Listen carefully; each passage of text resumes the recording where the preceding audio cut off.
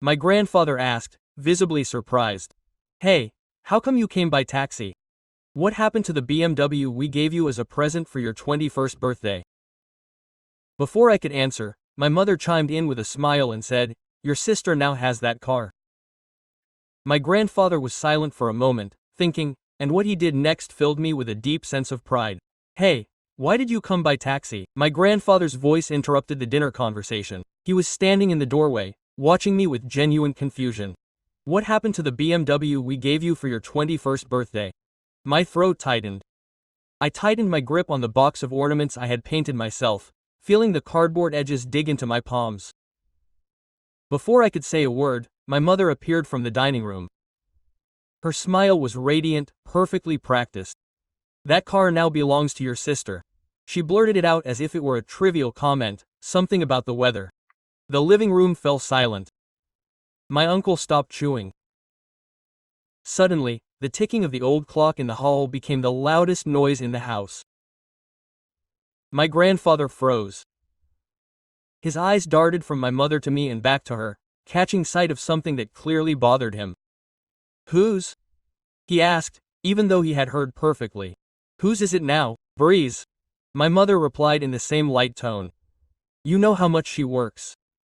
Wade barely drives, he just paints figurines. She let out a soft laugh. The kind of laugh that looks like affection, but is actually contemptuous. My face was burning, my hands were shaking. Mom, I managed to stammer. My voice broke. Bree emerged from around the corner, the ring of lights still gleaming in her eyes. She had clearly just finished filming a video. It's just a matter of logistics, she said in a melodious voice. I have constant appointments. Wade works in a garage, my grandfather interrupted, rubbing his chin slowly, the way he does when he's weighing his options. He patted me gently on the shoulder. Come in, son. He led me to the table. He didn't raise his voice, didn't argue, simply unfolded his napkin and with that firm courtesy he uses with suppliers trying to inflate bills, began asking questions. How long has the car been your sister's? My father wanted to know. Don't make a scene out of this, my mother warned. Let the boy talk, my grandfather said without taking his eyes off me. The truth was pressing against my chest like shards of glass. I pressed my thumb against the cardboard box until it felt like it was cutting into my skin. I don't know, I muttered. It just happened. And that was the most painful part. It just happened. Just like everything else, the mortgage that I could barely cover, the tax return, the business. I was going to mention the garage, the outstanding payments, but my grandfather held up his hand. Wait, he said, staring at my mother. What mortgage are you talking about? My mother blinked. Excuse me. Wade mentioned a mortgage. Grandpa crossed his arms. What mortgage? The silence thickened over the table. I set the box of ornaments on an empty chair. My hands were sweating. The one from the workshop was flying. I have monthly payments. I can barely make ends meet. That's impossible. Grandpa cut me off. His voice was not loud, but it was sharp as a sharp blade. I've been covering that mortgage for 3 years. Time seemed to freeze. What? I whispered. My mother paled. Dad, isn't it time to pay my mortgage? I couldn't take it in, but I get the statements. I make the transfers every month. Grandpa took out his cell phone. His fingers moved nimbly for his age. He showed me the screen. Bank transfers, all from the first of each month. All with the heading Wade's Workshop, Mortgage. The exact amount I was sending. I didn't understand. My voice sounded foreign, distant. The transfers you make go into a savings account, Grandpa explained. I opened it in your name 3 years ago. It has almost $40,000 in it. The room began to spin. That can't be right. Your mother asked me 3 years ago not to tell you anything. Grandpa continued, still looking at my mother. She said you were too proud, that if you knew I was paying, you would refuse the help. I looked at my mother. She avoided my gaze. It was for your own good, White. You didn't want charity. Charity. The word came out like venom. You let me believe I was about to lose the workshop while the money I sent was piling up in an account I didn't know about. Don't be too exaggerated, Bree replied from the corner. You had a roof over your head anyway. Grandpa gave her a look that made her flinch. You two, be quiet, he ordered. Then he turned to me. Wait, I need to show you something. Dad, can we talk about this after dinner? My mother tried in that honeyed voice she used to manage situations. No. Now Grandpa stood up and motioned for me to follow him. We walked down the hallway to his office. My legs were moving forward by force. It was all overwhelming. $40,000 in 3 years. Why would my mother hide that? Grandpa's office smelled of old wood and books. She closed the door. Sit down, she gestured to the leather chair in front of his desk. I obeyed. She opened a drawer and pulled out a bulky folder. She placed it in front of me. Your grandmother passed away 5 years ago. It started. You were struggling to open the shop then. We didn't want to burden you with legal paperwork. I nodded. I remembered those chaotic, desperate times, full of forms and bank loans. She left a precise will. Most of the inheritance was divided between your uncles and your mother, but there was something earmarked just for you. He opened the folder. Documents, lots of documents. The studio where you work, Grandpa said. You don't rent it, Wade. You inherited it. The words didn't fit. What?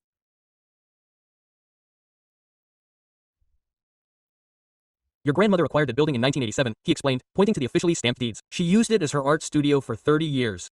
When she died, she had willed that the property would be yours, no strings attached, no debts, paid off in full.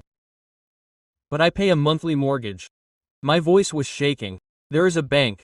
There are statements. Your mother arranged it that way. Grandpa pulled out more paperwork. When your grandmother died, the building was put into a temporary trust until you turned 25.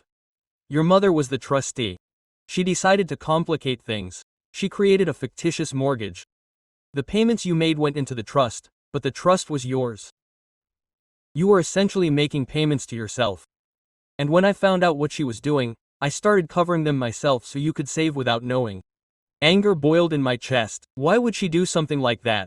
Grandpa sighed. He looked exhausted, aged all of a sudden, because your mother believed that if you knew the building was yours, free of pressure and debt, you would stop trying. She thought you needed that incentive. Incentive. My hands were shaking. She made me believe for 3 years that I could lose everything at any moment as an incentive. Your mother has very personal ideas about building character, Grandpa said dryly. I didn't share that view, which is why I paid in secret. It was my way of protecting you without confronting her directly. What about the WB? I asked suddenly. Did you finance that too? Grandpa nodded. 70% came from me, the rest from your mother. It was a gift from both of you for your 21st birthday.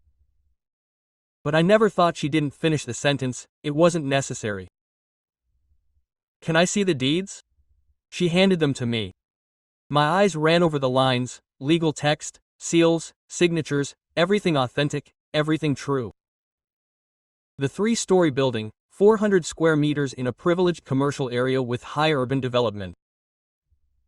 Current estimated value, and it was mine. It had belonged to me for 3 years. Unbeknownst to me, the trust dissolves in 2 weeks, when you turn 28. Grandpa continues. After that, the building will be entirely yours, without intermediaries or administrators. Yours. Mom knows. Yes, she received notice from the lawyer a month ago. That's why he took the BMW from me. I ended it for him. I knew I was going to lose control. Grandpa didn't respond. It wasn't necessary. Everything fit.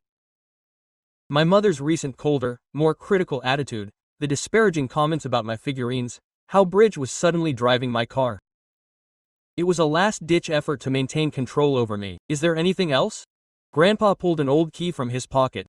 The 3rd floor of the building has been locked since your grandmother died. No one has entered in 5 years. I took the key. It was heavy, ornate. Why? Your grandmother requested it in her will. She said only you were to open it when you were ready. What's up there? I don't know, Grandpa admitted. She never told me.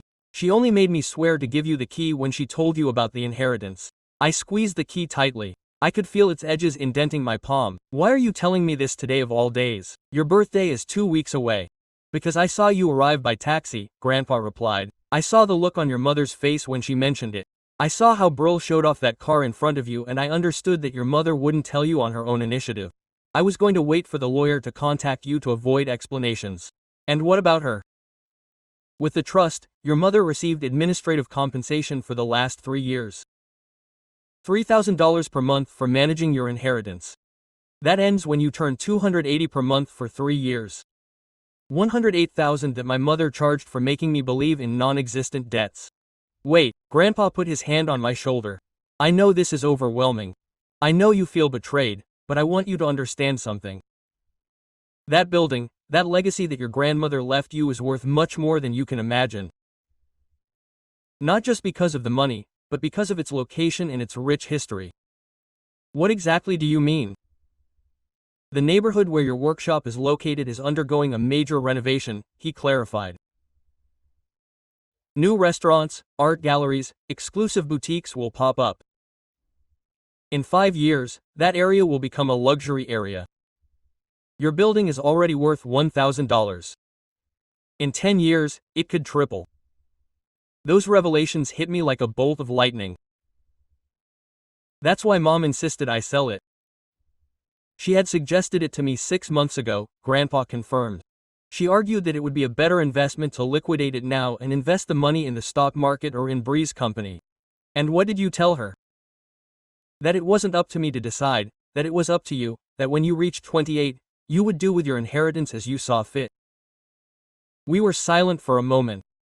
The wall clock could be clearly heard, each ticking indicating seconds that changed everything. What should I do now? I finally asked. That's up to you, Grandpa replied. But if you want my point of view, go to the building tomorrow, open the 3rd floor, see what your grandmother wanted you to discover, and then choose what kind of existence you want to build, and your mother will have to accept that she can no longer direct your life. If you don't accept it, it will be her business, not yours. I put the key in my pocket and the property papers in the folder. Everything proved that my reality was not what I imagined. Thank you, Grandpa, for protecting me, for covering that made-up mortgage. No need to thank me, he said. You're my grandson. That's what one does for family. Family. That word resonated differently. We returned to the dining room. Mom and Bree remained seated in tense silence. Uncle had vanished, probably escaping the conflict. Mom looked up when she saw us enter. They're done, dinner is getting cold. Wade already knows everything, Grandpa declared as he took a seat. About the trust building, about the $3,000 a month you received. Mom's face flushed. I have no idea what Wade told you, but he showed me the deed, I cut it, the trust documents, absolutely everything. I was going to tell you. He lied after your birthday. Of course, I replied evenly. After 3 years of being paid to handle something that didn't require any handling, Prios watched in bewilderment. What are they talking about? Your brother owns the building where he has his workshop, Grandpa explained. He's owned it for 3 years. No one had told him. Ah.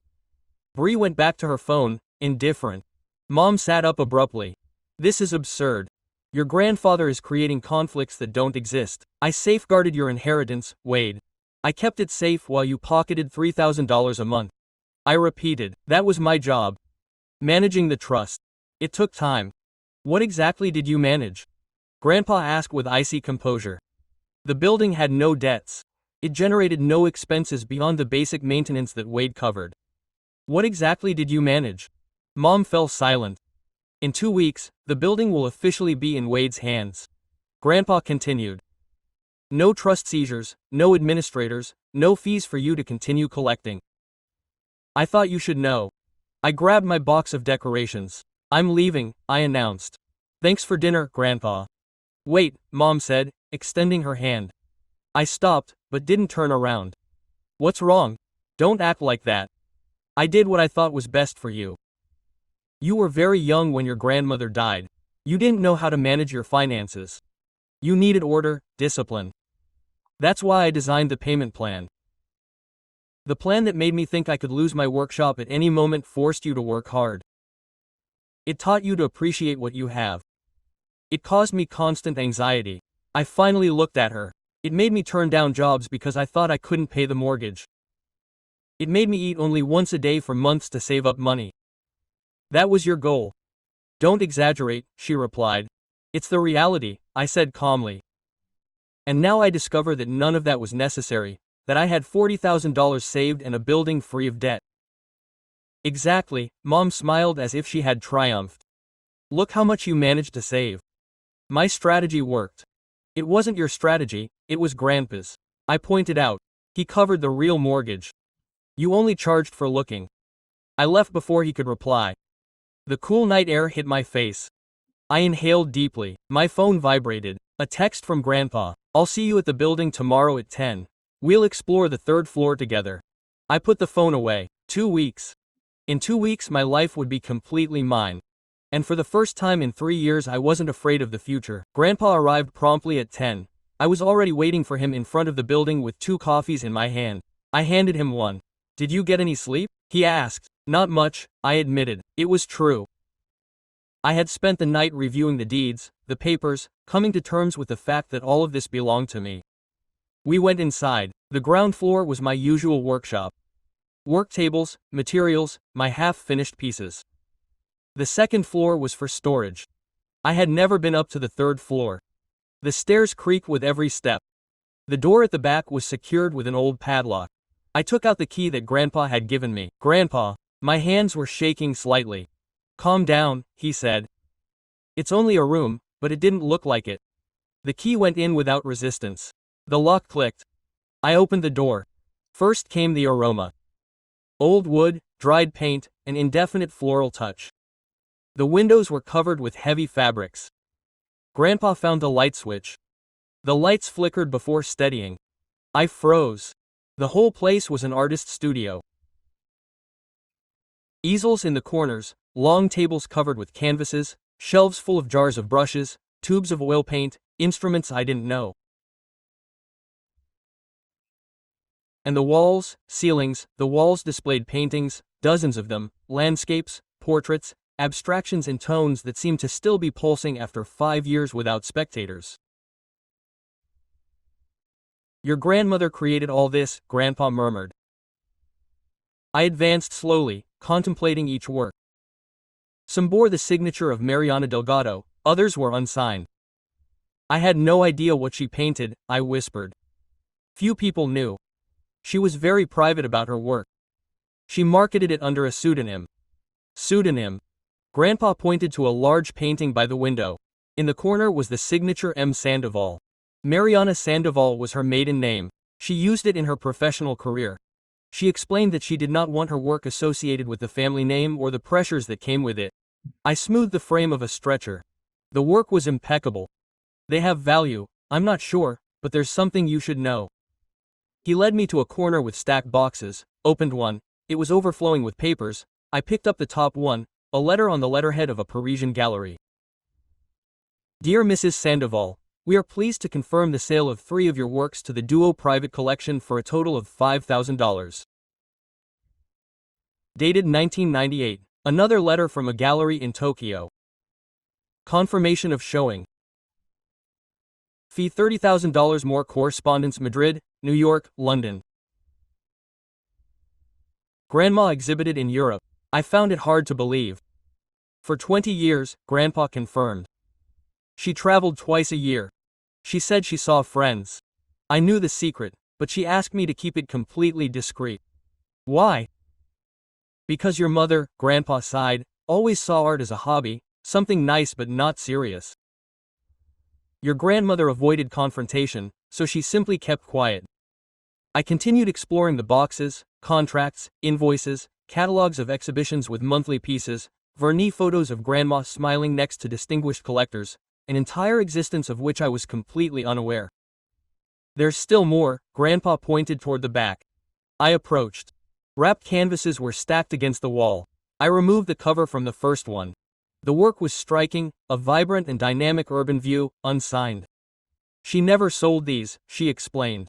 She kept them. Here are about 30, I uncovered another. Portrait of a young woman who reminded me of Mom, but with a more tender and warm expression. It's your mother, Grandpa said.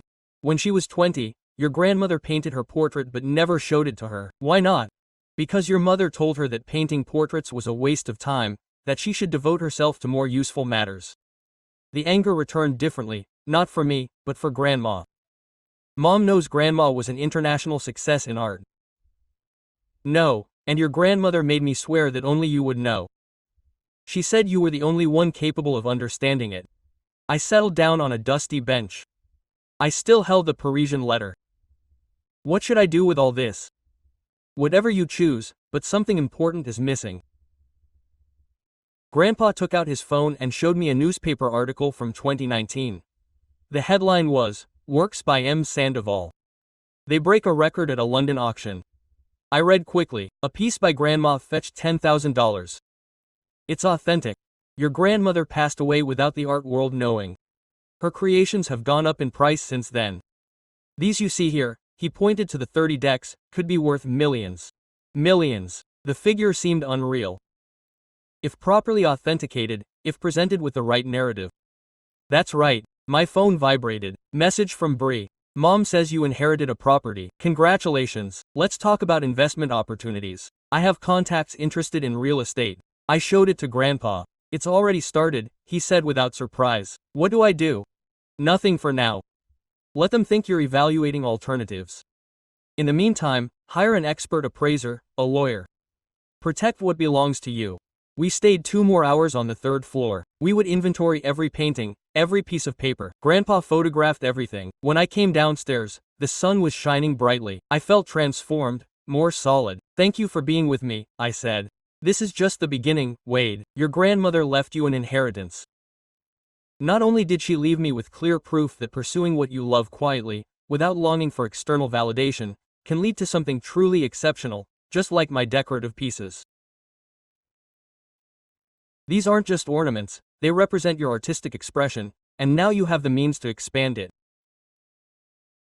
That same afternoon, 3 more messages arrived from Bree, all referring to business opportunities. None inquiring about my emotional state. I answered only one. I'll consider it. For I had learned a lesson from Grandpa, from Grandma, from all this experience.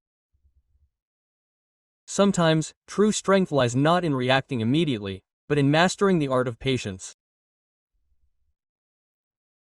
And when my birthday came, the moment when everything would legally become mine, then I would make the right decision about the inheritance my grandmother had left me. The property, the paintings, the absolute independence. It all belonged to me and no one could take it away from me. I hired the appraiser on a Monday. Her name was Elena Cortez. She showed up with a leather briefcase and reading glasses hanging from a chain. She was in her 60s and had worked at Sotheby's. We ascended to the 3rd level. Elena remained silent for the first 10 minutes. She advanced slowly, examining each work.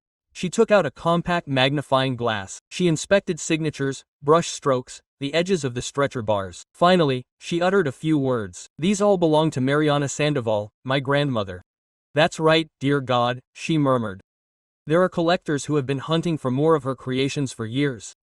What is their value? Elena took out her tablet, started taking notes, detailed screenshots. It requires official authentication, but assuming they are authentic, and all indications are that they are, we are talking about at least $2 million, potentially more. My knees buckled. I had to sit down. $2 million. Sandoval's creations have gained considerable value since her death. There is global demand, especially in Japan and Europe. What steps should be taken? First, thorough verification. It takes 2 weeks. Then, choose whether to auction, sell privately, or exhibit them. Exhibit them. A retrospective show. Sandoval's missing pieces would attract massive interest, raising their value prior to any sale. The proposal settled in my mind, and if I incorporate my own creations into the show, Elena looked at me with renewed curiosity. You also create art. I work with wood, ornamental pieces, small sculptures. Show them to me. We descended to the 1st level. I presented my most recent works. A collection of ornate boxes, a hand-carved screen, frames with appliques. Elena examined them with the same meticulousness as the oil paintings. You have a real gift, she said at last. The execution is impeccable. If you organize an exhibition combined with your grandmother's work and your own, you would achieve a powerful story. An inherited artistic lineage. That attracts buyers. How long would it take to make it viable? Give me 6 weeks. Verification, authorizations, location of venue. I know a gallery in the arts district that might be excited. We sealed the deal that same day. That night my mother called. Wait, we need to discuss the building.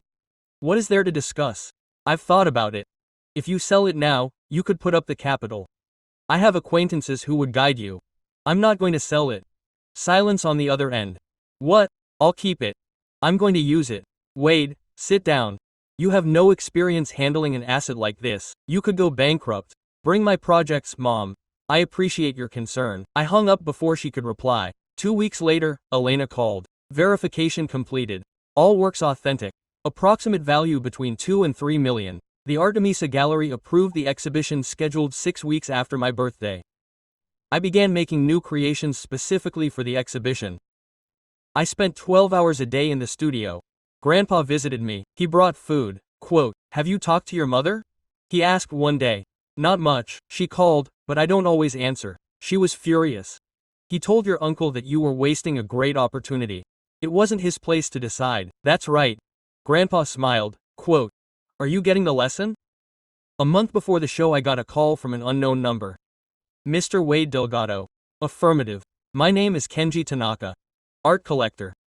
Mrs. Cortez mentioned his upcoming exhibition. Japanese accent. Perfect command of Spanish. Indeed, I treasure pieces by M. Sandoval. I own 3.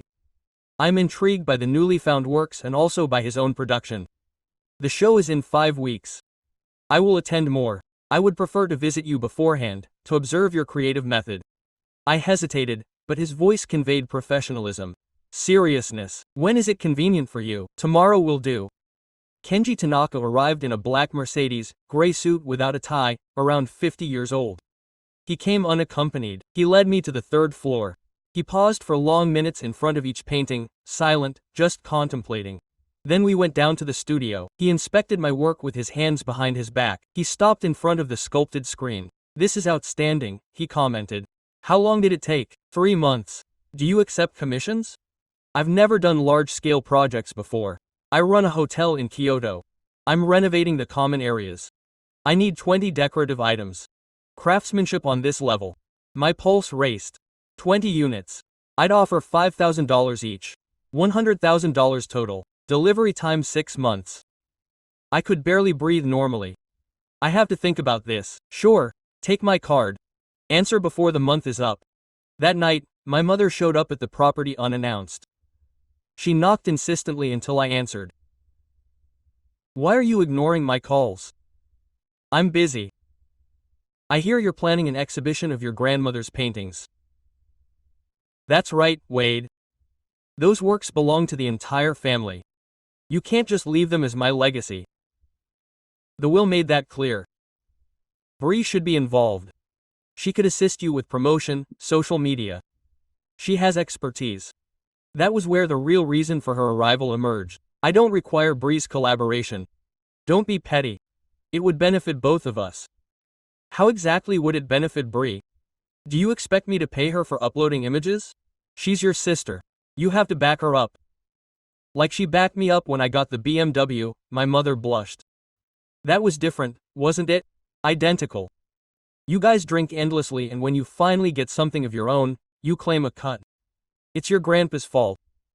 He's influencing you with grandpa. He revealed the truth to me. Something you never did. My mother was panting. She seemed about to say more, but stopped herself. You'll regret this. She finally said. It's probably more my mistake. She left without saying goodbye. I called Grandpa. Mom was here. Try to include Bree in the sample. What did you say? No. Well done, Wade. Listen to me. Your mother won't back down. She'll pressure, manipulate, try to blame you, but you have to stand firm. It's hard, I get it. But essential. If you give in now, you will never find peace. He was right. The next day I sent an email to Kenji Tanaka accepting the commission. The exhibition was set for 4 weeks, and for the first time in my life I felt that I was building something solid, something entirely my own. The show was scheduled for Friday. On Wednesday my grandfather called. His tone was tense. "Come to my office immediately." "What happened?" "Your mother acted. It's better if I tell you in person." I arrived in half an hour. My grandfather was behind his desk with his lawyer, Mr. Rebus. Papers scattered everywhere. "Have a seat," my grandfather said. I obeyed. Mr. Rebus handed me a folder. "These correspond to the shares of the family company that your mother obtained when your grandmother died." "What do they imply?" "She liquidated them 3 weeks ago without telling anyone." I reviewed the paper. Transfer of shares. 15% of the company sold to an investment fund for $200,000. For what reason? "Because Bree has accumulated debts," Grandpa clarified. "Considerable.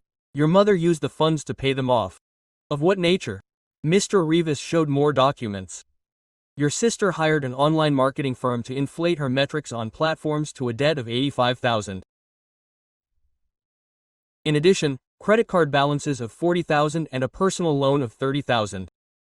$15,000 in total. I don't understand. Breeze always brags about the income from her posts." "Pretend," Grandpa stated bluntly. "Maybe she generates $1,000 a month, but she squanders it as if it were 10.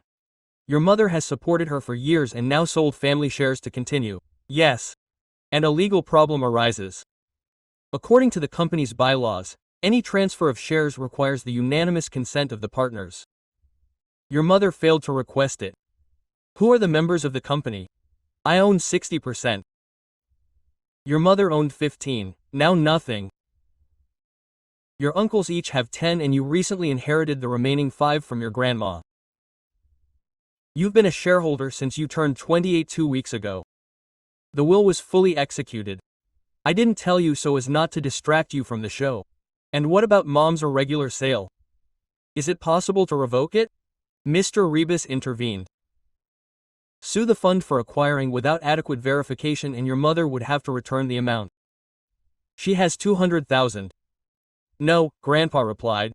"She squandered it." A dense silence invaded the room. "What are the alternatives?" I asked. "First, we revoke the transaction. Your mother is bound by the fund. They will surely sue her. Second, we validate the transaction. The investors enter the company." "What do you choose, Grandpa?" "The first. I do not admit outsiders into the company, but I require your vote. You are now a partner. Your opinion counts. With your 5% and my 60% we reach an absolute majority. We can insist on canceling the transaction." I remembered my mother's insistent calls, how she convinced me of imaginary debts while generating real obligations. "Cancel the transaction," I suggested. Grandpa nodded his approval. Mr. Rivas began to write down. "There is another detail," Grandpa added. "A fashion brand had contacted Bree the previous week. They wanted to evaluate her before proposing a major deal and had detected that 78% of her followers were artificial, bots, acquired profiles. The company not only withdrew the offer, but issued a statement detailing the reasons. It quickly went viral. I grabbed my phone, searched for Bree's name. The announcement was devastating. After a thorough analysis, we concluded that influencer Bree Gatto had used deceptive tactics to increase her online impact. We will not collaborate with individuals who lie to their followers and companies. The reactions were even harsher. Thousands of users laughing, images of her posts with reports revealing the proportion of fake accounts. "Her career as an influencer is over," Grandpa commented. "No company will want to expose themselves now. Mom knew, that's why she liquidated the stock in such a hurry. She was trying to rescue Bree before the total collapse. She didn't succeed." My phone rang. Text from Mom. "Wait, please, we need to talk. This is serious. It's about Bree." I didn't answer. That same night, Mom returned to the building, this time with Bree. Bree's eyes were puffy. Without any makeup, she looked fragile, devastated. "Wade, we need your support," Mom began. "I already know about the shares and followers purchased." Mom turned pale. "How?" Grandpa explained it to me. "I'm a shareholder in the company now. I had to know." "So do you understand what we need?" I will vote to reverse the sale. I cut her off. They'll have to return the $200,000. We don't have that amount, Mom exclaimed. I used it to cover your sister's obligations. That's up to them to figure out. Bree burst into tears. Wade, I beg you, I made a mistake, but I'm still your sister. You're only your sister when it suits you, she replied. When you wanted my car, you didn't hesitate to take it. Now that you need funds, I'm suddenly part of the family. Don't be so harsh, Mom intervened. I'm not, I'm direct. You chose your paths. Now deal with the repercussions. What about the exhibition? Mom asked, changing her focus. If you market the paintings, you'd have enough resources to help us. The paintings aren't ready to be sold yet. Wade, I've made my decision. I'm sorry. You're not sorry at all, Bree blurted out. You're pleased with this, seeing us in this situation. I'm not happy to see you suffer, but I intend to sacrifice myself to free you from your own faults. They left shouting. Mom swore I would regret it. I was Breezo the whole way to the car. I closed the entrance. Grandpa was right. Setting boundaries was complicated, but essential. The opening came on Friday. The Artemisa Gallery was overflowing with people. Elena had invited collectors, experts, and industry media. Kenji Tanaka flew in from Japan. Grandma's canvases dominated the central room. My works occupied the adjacent spaces. The story Elena had pieced together fit perfectly. Family heritage, artistic expression that transcends eras. I sold 3 works that evening. $50,000 combined. 2 European buyers inquired about Grandma's paintings. Elena led the negotiations. Grandpa stayed by my side the whole night. Mom and Bree didn't show up, and for the first time their absence didn't affect me. I felt liberated.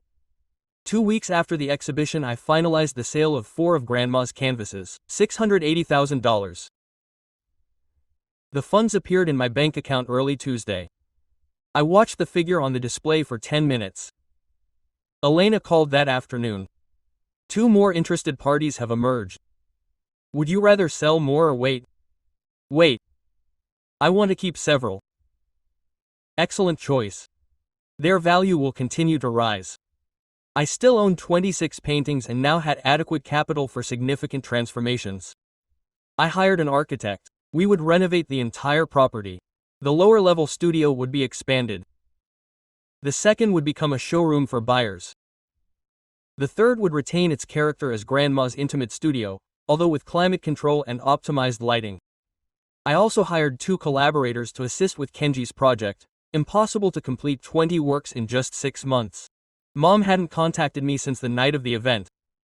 The silence was unusual, but calm until the lawyer showed up. He handed me papers at the entrance, a complaint.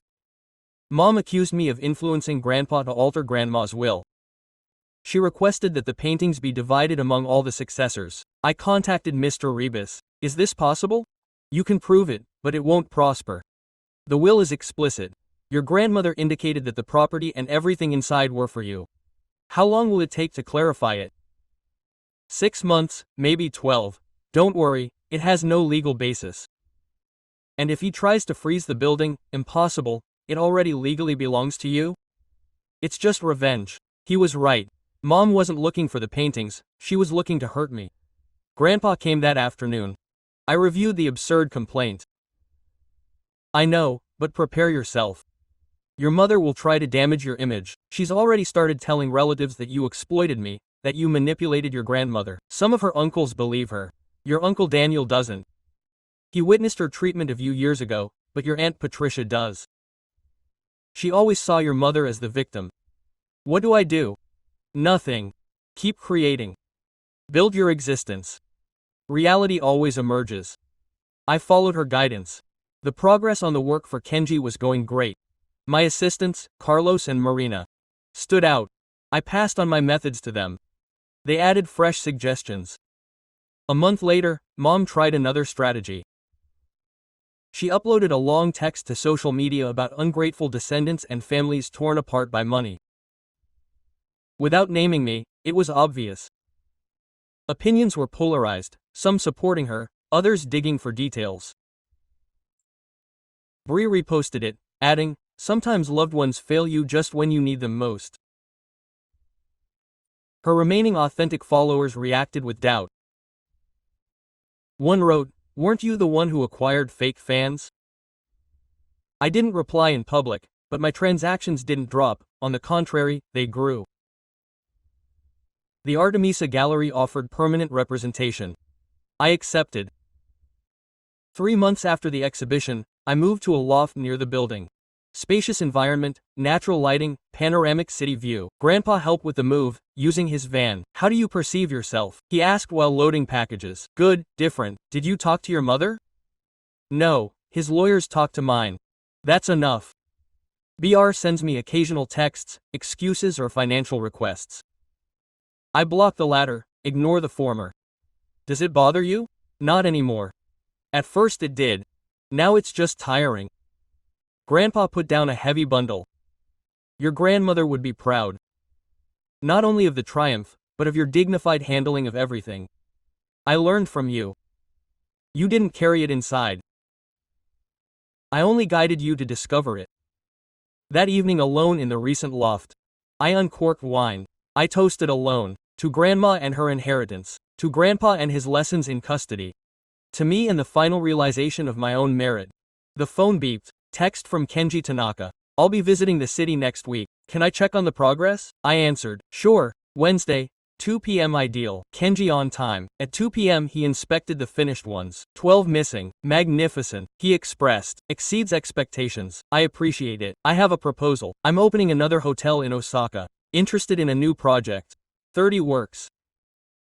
Term 12 months, $7,000 each, $210,000 total, close to $400,000 in agreements with Kenji.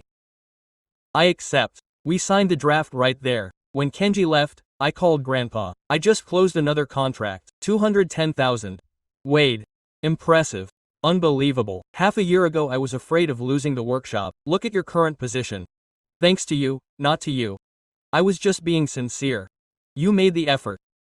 That night we had dinner at his home alone, remember? She mentioned it when offering dessert. "Your grandmother confessed something before leaving." "What?" "That Wade is the one who understands how to create with his own hands. Give him resources. He will know how to use them." My throat tightened. "I didn't know that." "She watched you, Wade. She detected your gift when others didn't. That's why she left you everything, not out of preference, but because she trusted in your appreciation. She was always right." 2 days later, email from Mr. Rivas. "Your mother's complaint was dismissed. The magistrate found no support. Case closed." I forwarded it to Grandpa. He responded briefly, "It was time. Mom didn't try to contact me again. Bria, I work in a fashion store."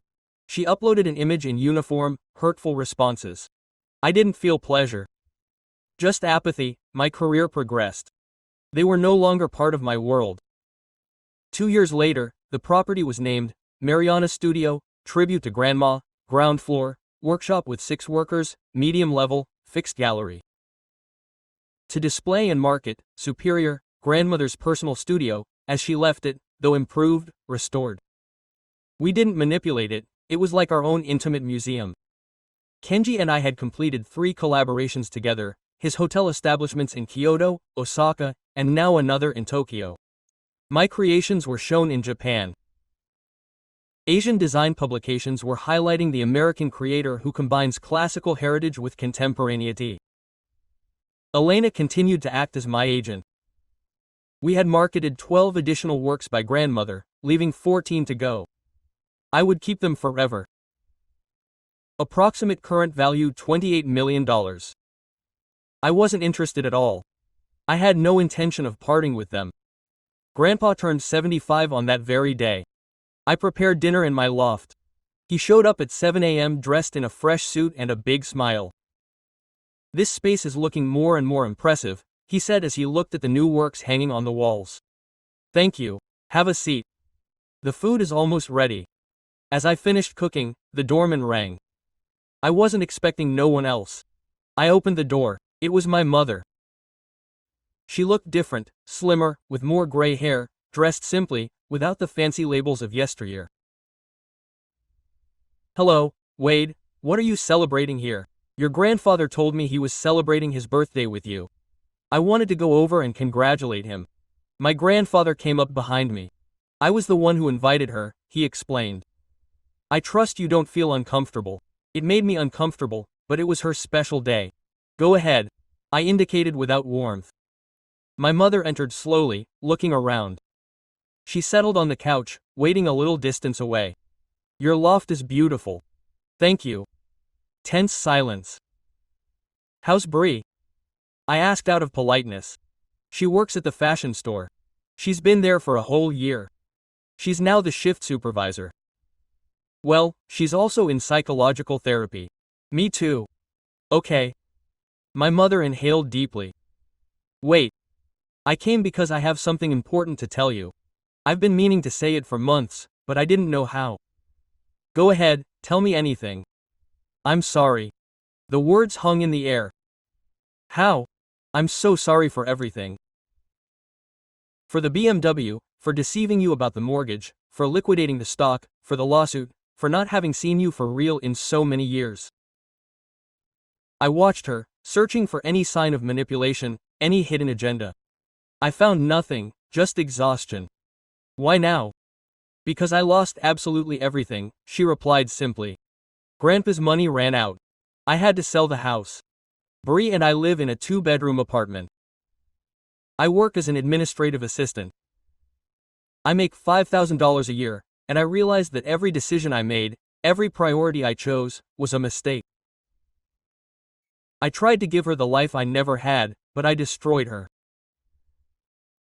I made her dependent, self-centered, and I treated you like you were insignificant. You were absolutely right. You weren't. Her voice shook. You were the only one who he really tried. The only one who built something without easy paths, and I penalized you for it. Grandpa looked at us in complete silence. What do you expect me to say? I asked. Nothing at all. I don't seek forgiveness. I just needed you to know that I acknowledge my actions and that even though they're not worth much now, I feel proud of you. Pride. That word I never heard when I needed it the most. He arrived late. I know. I served dinner. We ate mostly in silence. My mother asked polite questions about the workshop. I answered briefly. Grandpa tried to lighten the mood with past stories. When we finished, my mother sat up. I appreciate you letting me be here. Happy birthday, Dad. She hugged Grandpa. He responded by patting her on the back.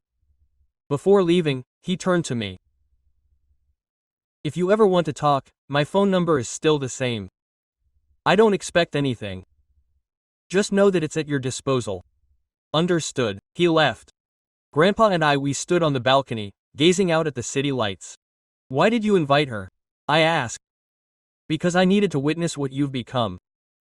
Without my intervention, without information from others. She needed to see your reality with her own eyes.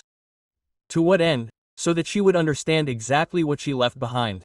Objective achieved. Will you ever speak to her? I'm not sure. Maybe in a few years, when it no longer affects me. That's reasonable. You do maintain occasional contact. She's my daughter, but circumstances have changed. I no longer save her. I no longer fix her mistakes.